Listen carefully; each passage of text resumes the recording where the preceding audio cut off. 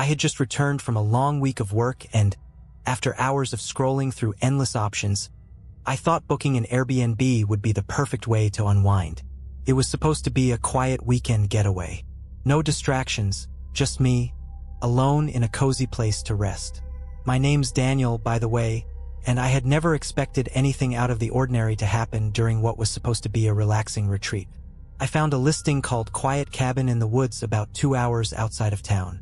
The pictures looked perfect, rustic, clean, and surrounded by nature. The host, Robert, seemed friendly in his profile. He mentioned that the cabin was tucked away for those looking for peace, but I thought nothing of it. Who would? It was just a secluded cabin in the middle of nowhere. The price was cheap for the location, and I booked it. When I arrived, the cabin appeared exactly as described, except there was an eerie stillness in the air, almost as if the forest itself was holding its breath. I figured it was just the isolation, and I shrugged it off. The sun was setting, casting a golden hue over the woods. I didn't think much of the feeling of being watched, at least not yet. As I stepped into the cabin, the musty scent of old wood filled the air. It was beautiful in its own way, and I was eager to explore. But as I walked into the living room, I noticed something strange. A collection of old, dusty pictures hanging on the walls. They were all of people I didn't recognize, with faces frozen in moments of tense, forced smiles. The images seemed out of place for a quiet cabin. They felt wrong, like the eyes were following me. I decided to text Robert, just to confirm everything was all right. I typed out a message asking if there was anything I needed to know, any quirks of the cabin that I should be aware of. The response came almost immediately. Hope you're enjoying your stay. Just be sure to lock the doors tonight. The woods can get unsettling. I chuckled at the message. What did he mean by unsettling? But the feeling of unease began to creep in, especially when I noticed how quiet it had gotten. No wind, no rustling leaves, not even the sound of birds. As the night drew in, I heard a strange noise outside. Footsteps, slow and deliberate. My heart started to race. I convinced myself it was just an animal. But then I heard something else. A knock at the door. A soft, deliberate knock. It wasn't Robert. I hadn't seen anyone on the property since I arrived. I looked through the peephole. Nothing. The moonlight revealed only the dense, dark woods. My hand hesitated over the door handle. What was going on? I opened the door, but there was no one there. The quiet returned, but it felt even deeper now, like something was waiting. I checked the locks again and then bolted the door shut. But I wasn't alone anymore. I couldn't shake the feeling that something was terribly wrong. The knock on the door, the silence outside, and the uneasy tension in the air. It didn't feel like a simple coincidence. I tried to distract myself by unpacking and settling in, but the discomfort clung to me like a second skin. The cabin's walls seemed to be closing in, the creaks and groans of the old wood only amplifying the growing dread. I tried to convince myself that I was just overthinking it, but every little noise felt amplified in the stillness. I turned on the TV to drown out the silence, but as the screen flickered to life, the room seemed even darker, colder. Then, out of nowhere, I heard it again, a faint buzzing sound. My heart skipped a beat. It was coming from the front door. I froze, my eyes darting to the doorframe. The doorbell. A cold chill ran down my spine. I hadn't heard anyone approach, but the buzzing continued, low and persistent. I didn't want to answer it. I didn't want to know what was on the other side of that door. I grabbed my phone and texted Robert again, my fingers shaking. Did you send someone to the cabin? There's someone at the door. No one is here, but the doorbell is ringing. He responded quickly, more so than I expected. No one should be there. Are you sure? I read the message twice, trying to make sense of it. Robert's text gave me no comfort. If no one was supposed to be here, why was the doorbell ringing? I didn't want to look through the peephole again. Something felt so wrong about it all. But I had to know. Slowly, I made my way to the door, pressing my eye to the peephole, my breath shallow. The moonlight bathed the porch in an eerie glow, and there it was, standing just beyond the threshold. A figure, tall, lanky, with an almost unnerving stillness. I couldn't make out their face, but I could see the outline of a hood, the shadow of long, thin arms hanging loosely by their sides. I held my breath, praying they'd leave, but they didn't. They stood there for what felt like an eternity, unmoving. Then, without a sound, they started to turn, slowly, as if they were aware of me watching. I stepped back, trying to hide in the shadows of the cabin, my heart pounding in my chest. It wasn't until I heard the faintest sound, a whisper, that I realized they weren't alone. Two other figures stepped out of the darkened woods, their forms barely visible in the dim light. They moved in unison, as if drawn to the cabin. A wave of terror crashed over me. I backed away from the door, but something stopped me. The door creaked open on its own. I had locked it. I could hear the faint sound of footsteps approaching the threshold, the air thick with the scent of damp earth. My mind raced. What did they want? And why was the door opening on its own? I turned and ran, not knowing where I was going, but I had to get away. This was no longer just a strange encounter. It felt like I was in the middle of something much darker. And then, in the silence of the woods, I heard a voice, clear and calm. "Don't run, Daniel. You can't escape us." I didn't stop running. My breath came in sharp gasps as my feet pounded against the uneven forest floor. The trees were thick around me, their branches creaking and swaying as if the woods themselves were alive, watching, waiting. Every step I took felt like it was pulling me deeper into the darkness, and I knew that if I looked back, I'd see them. I didn't dare. I had to make it to the road, the car. I told myself if I could just reach my car, I would drive out of there and never look back. My mind was screaming at me to stay calm, but the terror was overwhelming. I couldn't shake the voice. "Don't run, Daniel. You can't escape us." It echoed in my head like a cruel mantra. I glanced back once, just for a second. The figures were behind me, emerging from the woods like shadows in the fog, impossibly fast and silent. Their elongated limbs and hooded faces sent a cold shiver down my spine. They weren't just following me. They were hunting me. I stumbled and fell, my hands scraping against the rough ground. The fall knocked the wind out of me, and for a moment, I just lay there, gasping for air. My eyes darted around, trying to find a way out. There was no sound except for my heavy breathing and the distant rustling of trees. I was alone, but I wasn't. A shadow moved beside me, and I looked up. The figure from the cabin, the one who had been standing at the door, was standing over me. I could barely make out their features beneath the hood, but I felt their gaze pierce through me, as if they could see everything inside of me. I tried to crawl backward, but my body refused to move. My legs felt like stone, my heart pounding in my chest like a drum. It leaned closer, and in a voice as cold as ice, it whispered, "You shouldn't have come here." I couldn't speak, couldn't breathe. My body was frozen with fear. From behind me, I heard the soft thud of footsteps.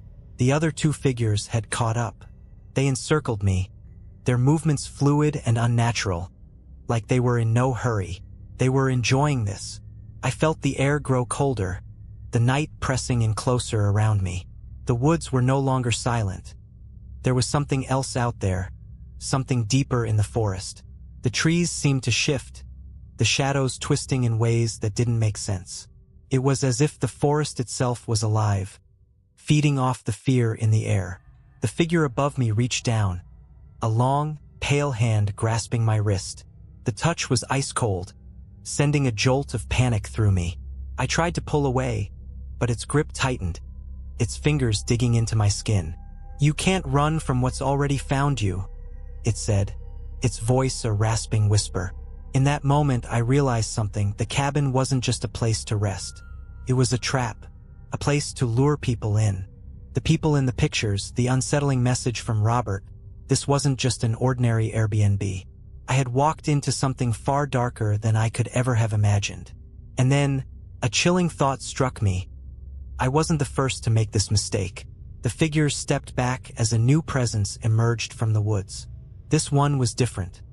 A tall man with sharp features, wearing an old-fashioned suit, his eyes gleaming with malice. He looked like he had stepped out of a nightmare. "You've been chosen," he said, his voice smooth and haunting. "There's no escaping now." I tried to scream, but no sound came. The world around me began to blur, the trees, the figures, and the cabin itself fading into a blackness so complete it swallowed everything. And then, just as suddenly, the darkness was gone. I was back in the cabin, sitting on the floor, my hands trembling. The room was eerily silent again, but the shadows in the corners of the room seemed to move. I looked around, my mind racing, trying to make sense of what had just happened. Had it been a dream? No, I knew it hadn't. I stood up shakily and rushed to the door, but when I tried to open it, it wouldn't budge. I turned around, my breath catching in my throat. There, in the corner of the room, was the picture of the three figures. And now there was a fourth figure standing beside them, me. I stared at the picture. My heart stopped. There I was, standing in the corner of the photo, alongside the three figures I had just seen in the woods. My face was pale, expressionless, just like the others. But how? How was this possible? I hadn't been in the picture before, had I? The room seemed to close in on me. I stumbled backward, my body shaking, and I forced myself to look away. My mind couldn't wrap around what was happening. The silence was suffocating, the air heavy with something I couldn't quite place. The door that had locked behind me was still shut tight. I felt trapped. I needed to get out. I pulled at the door handle, but it wouldn't budge. Panic started to rise, and I slammed my shoulder against the door, again and again. It wouldn't open. I collapsed onto the floor, gasping for air, my heart racing. Sweat poured down my face as I scrambled to my feet and ran toward the window. I tried to pry it open, but it was sealed shut, as though the cabin itself didn't want me to leave. That's when I heard it, the soft tapping, almost like fingernails on wood, coming from the other side of the room. I froze. The sound was faint, but it was unmistakable. It was like someone or something was trying to get in. I turned, my eyes searching the room, scanning every inch of the cabin, every corner. There was nothing, just the shadows moving as if they had a life of their own. Then, without warning, I heard a voice, low and chilling. "It's time, Daniel." I whipped around, but there was no one there. The voice seemed to echo around the cabin, coming from all directions. The air grew heavier, thicker, as if something was pressing down on me. I felt suffocated. The room was closing in. I backed away, trying to find a way out, but the walls felt like they were pressing toward me. The voice came again, clearer this time, as if standing right behind me. "You've crossed the line." The shadows in the room seemed to twist and writhe, pulling together in the center. I could hear them now, whispers, countless whispers, voices overlapping and growing louder with each passing second. It was like the very walls were alive, filled with the remnants of everyone who had stayed here before me, trapped in this place. A figure stepped out from the darkness, its shape emerging from the swirling shadows. It was the man from the woods, the one in the old-fashioned suit. He was smiling, but it wasn't a kind smile. It was cold, empty, predatory. "You were chosen long ago," he said, his voice smooth, almost soothing, but with an edge that made my skin crawl. "We all were. This place doesn't let go. You don't get to leave until you've been claimed." I backed away, my legs trembling beneath me. What do you want from me?" I gasped, my voice shaking. His smile widened. "It's not what we want. It's what you've given. Every person who stays here, every soul that is drawn into the woods, is taken, just as you will be. In time, you'll forget you were ever anything but a part of this place." "No!" I screamed. "I'll leave. I'm not staying." But the man's eyes glinted with something dark, something ancient. He tilted his head, as if savoring my terror. "You already are, Daniel. You already are." The cabin felt colder. The shadows seemed to reach out, grasping at me. I could feel them pulling at my limbs, tugging me toward the center of the room. I tried to fight it, but it was no use. The more I struggled, the tighter their grip became. And then the world seemed to shift. The room, the cabin, the woods outside, they all blurred together. The darkness consumed everything. I woke up on the cold floor of the cabin, gasping for breath. It felt like I had just been dragged out of some endless nightmare. But as I sat up, I realized something was wrong. The pictures on the walls had changed. They weren't just old, dusty photos anymore. They were new. And in each photo I was there, standing in place of one of the figures. I wasn't a guest anymore. I had become part of the story, a piece of the darkness that would never let go. And as I looked at the pictures, I realized the truth. No one ever really leaves this place. Once you've stepped inside, you're a part of it, forever. And when the next guest arrives, they'll find me too, waiting in the shadows. It wasn't supposed to end like this. Couldn't have. I had survived, hadn't I? I had been through the terror, the darkness, the whispers, and the shadows, but I was still here, alive, or at least I thought I was. But now everything felt wrong. The air was thick and oppressive, and I felt a deep chill settling in my bones. I tried to shake the feeling, but it wouldn't go away. My body moved, but it felt like I was on autopilot, like I was being pulled by strings, tethered to something much darker than I could comprehend. I stood up slowly, my eyes drifting back to the pictures on the wall. They had changed just as I feared. But it wasn't just my face that had been added. There were more, dozens of new faces, some familiar, some not. Each person, just like me, had been pulled into the cycle. All of them looked the same, hollow, empty, lifeless. I turned away from the wall, my head spinning. I needed to escape. The door. I had to get out. My hands fumbled for the handle, but it was no use. It felt as though the door itself was mocking me, refusing to budge. No matter how hard I pulled, no matter how much force I used, it remained sealed shut. "Don't bother," a voice said, and I froze. It was him again, the man in the suit. His voice was calm, too calm. His figure materialized out of the darkness in the corner of the room, his sharp features illuminated by the flickering light of the dying fire. His smile was still there, cruel and knowing. "You can't leave," he continued, his voice like smooth glass, cold and unyielding. "No one ever does. Not really."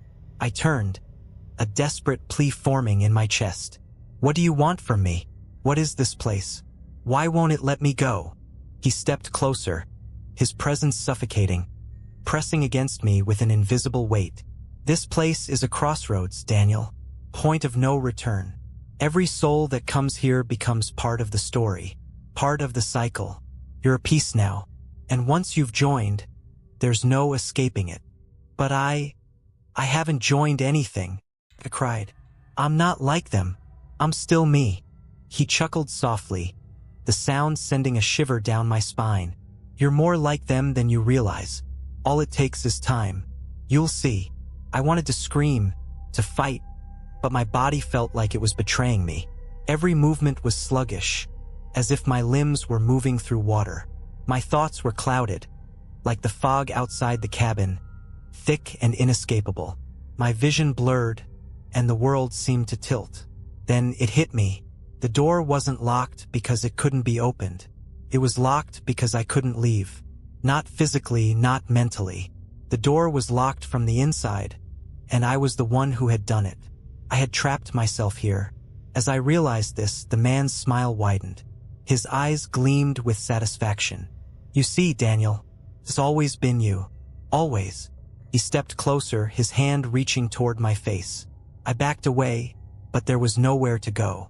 The walls seemed to close in on me, the shadows growing taller, more oppressive.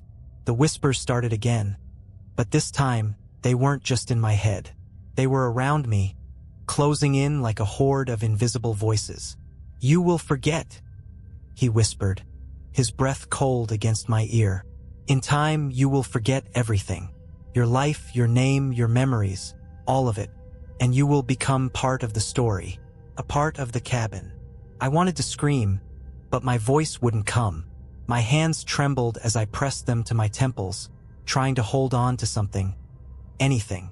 But the memories were slipping away, like sand through my fingers. They were fading. My thoughts, my identity were being erased piece by piece.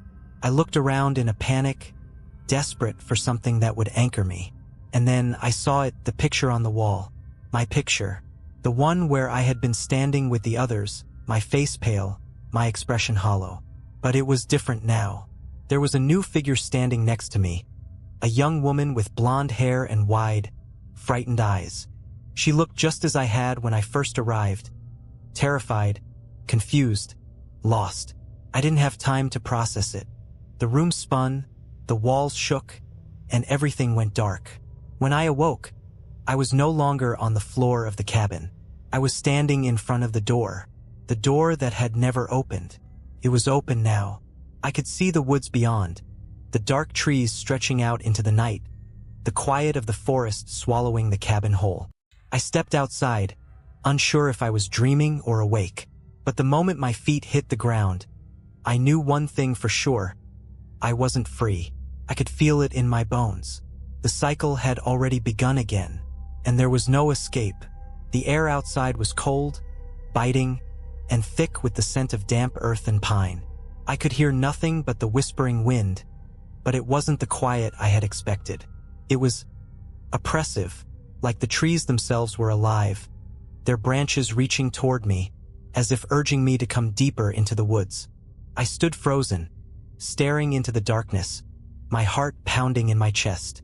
The door behind me was now wide open, but the feeling of being watched didn't go away. It intensified. I could feel the weight of eyes upon me, unseen, just beyond the trees. Something wasn't right. I took a tentative step forward, the sound of my footsteps too loud in the silence. The cabin stood behind me like a twisted memory, its silhouette barely visible in the growing fog. It wasn't the same place it had been when I first arrived. Now it felt like an anchor, pulling me back, keeping me tied to this nightmare. I turned back, hoping to make sense of it, but as soon as I did, I saw something that froze my blood. The man in the suit was standing at the doorway, watching me. His face was more grotesque than before, like something that didn't belong in the world. His eyes burned with malice, and his smile was twisted, stretched unnaturally wide. "You thought you were free," he said, his voice a low rasp. "But you're never truly free once you've entered. The forest owns you now. The cabin owns you." His words sunk in, and the dread I had felt before intensified into something far worse. I could feel my stomach drop. I was trapped, not just by the cabin but by the very land itself. My body was tethered to this place, and I had no idea how or why. The cycle had started again, whether I liked it or not. I turned, desperate to get away, to run. But the forest wasn't welcoming. It was suffocating, the trees pressing closer as if they were alive, bending in toward me. The fog thickened, swirling around my legs. The more I moved, the heavier the air seemed to become, like invisible hands pushing me back toward the cabin. I pushed through the mist, but something was watching me. I could feel it, them. The shadows that had followed me before now felt like part of the landscape itself. They were not just figures in the woods. They were part of the forest. The whispers grew louder, echoing through the trees. I tried to block them out, but their voices were too clear, too real. "You'll never escape. You'll never leave." I stumbled forward, my legs weak from fear, the cold seeping into my bones. I had to get away. I had to escape. But every direction I turned seemed to lead me deeper into the darkness. The more I ran, the further I felt from the real world, the place I once knew. The ground underfoot began to change, the dirt turning to gravel, then to stone. My surroundings twisted, the trees thinning and shifting into a dark, barren clearing. And then I saw it, the cabin. It was back in front of me, standing in the middle of the clearing, untouched by time. The door creaked open, and I felt the familiar pull, an invisible force drawing me back inside. "No!" I screamed, but it was no use. My feet moved against my will, dragging me toward it. I tried to resist, but something in the air was heavier now. I couldn't breathe. It was suffocating, like the very forest itself was feeding off my fear. The trees swayed around me, but their movements were unnaturally slow. I could see them closing in. They were watching, with a final, desperate attempt I wrenched my body away from the pull and ran. My feet thudded against the stone and dirt as I sprinted. The fog, the whispers, and the shadows all combined into a deafening crescendo that shook my mind. Then suddenly, everything stopped. The forest went silent. I froze, terrified that I had run into something worse than the cabin. My breath caught in my throat as I turned around to see where the sounds had gone. Nothing. The clearing was empty, the cabin gone. For a brief moment, I thought I might have made it. I thought I had escaped. I stood in the eerie stillness, my heart thudding in my chest. But that was when I noticed it. Figure just standing there. It was the woman, the one from the picture, the one who had been added to the wall after me. She was standing in the clearing, her wide, terrified eyes locked on mine. Her hair was disheveled, her clothes torn. Her lips moved, but no sound came out. She pointed toward the ground, and I followed her finger. There, at my feet, was something buried beneath the soil. A hand, pale and cold. I bent down to touch it, but as soon as I did, the ground gave way. I fell, tumbling through the earth as it opened up beneath me. My screams were swallowed by the darkness. And then I was back in the cabin, back in the nightmare, and there was no way out. I woke with a jolt, gasping for air as though I had been drowning. My body ached all over, and I could still feel the cold weight of the earth pressing against me. But I wasn't buried. I wasn't falling anymore. I was back in the cabin, sitting on the floor, my hands trembling as I reached up to touch my face. The room was the same, but it felt different, heavier, more oppressive. The shadows no longer danced along the walls. They clung to them, seeping into the very fabric of the cabin. I could hear whispers again, but this time they weren't just distant murmurs. They were close, as though they were in the very air around me, swirling with each breath I took. I stood up, my legs weak, but something deep inside me told me not to move. Every instinct screamed at me to run, but I already knew what would happen if I did. I looked around, hoping for something to offer an explanation, some kind of clue as to how I had ended up back here. My eyes fell on the wall. The pictures. They were no longer just unsettling. They were alive. I could see them changing, shifting in front of me, the faces of the people staring out with those hollow, lifeless eyes. Then there it was, my face once again. But this time the expression wasn't blank. I was smiling. I stumbled back, my heart racing. I wasn't smiling. I hadn't been smiling in any of the other pictures. But there I was, grinning in that photo. I had joined them. I felt the weight of that realization hit me like a ton of bricks. The whispers grew louder, now chanting my name, calling me. I wasn't just a visitor anymore. I had become a part of it. A part of the cabin, the woods, the never-ending cycle. No, I whispered to myself. No, no, no. The room seemed to spin, and the walls began to close in again just like before. The door, the one that had once been open, was now shut tight. The man in the suit, the one who had haunted me from the beginning, stood in the doorway once more, his smile colder than ever. "It's over, Daniel," he said, his voice smooth, inevitable. "You are part of this place now, just like the others before you, just like the others who will come after."